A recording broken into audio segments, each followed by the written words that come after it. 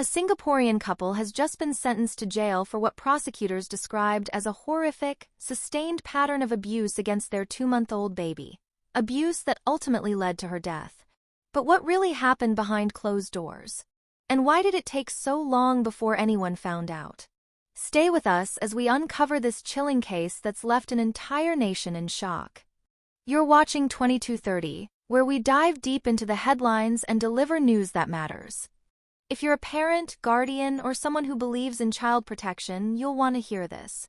In a heartbreaking judgment, 31-year-old Sim Leong Shio was sentenced to 8 years in jail for culpable homicide not amounting to murder.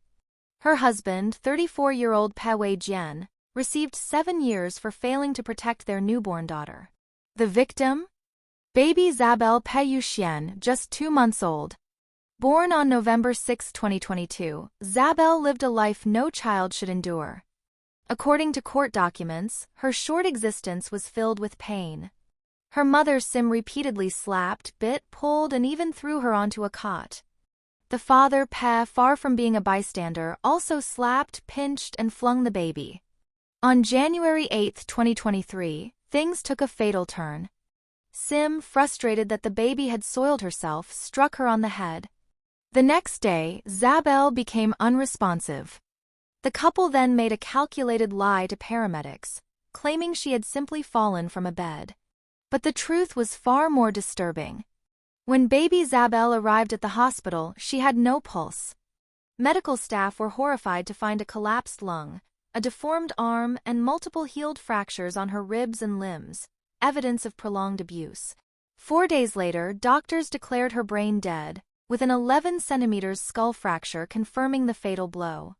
What's worse? The couple tried to cover their tracks. In text messages submitted as evidence, Sim told Pe the baby wouldn't remember being beaten. In one message, she wrote, "I want to make her die, also not your problem." Pe's reply? "But don't make her bone fracture." Let that sink in.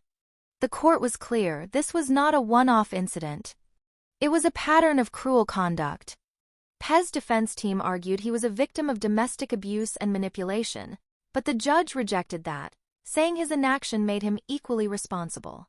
Viewers, this isn't just about one case, it's a call to all of us.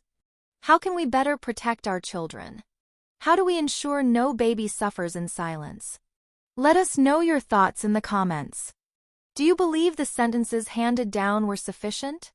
What more can society do to detect and prevent such abuse? Like, share, and subscribe to 2230, your source for deeply investigated and human-focused news stories. Help us bring attention to issues that truly matter. Stay safe and stay informed.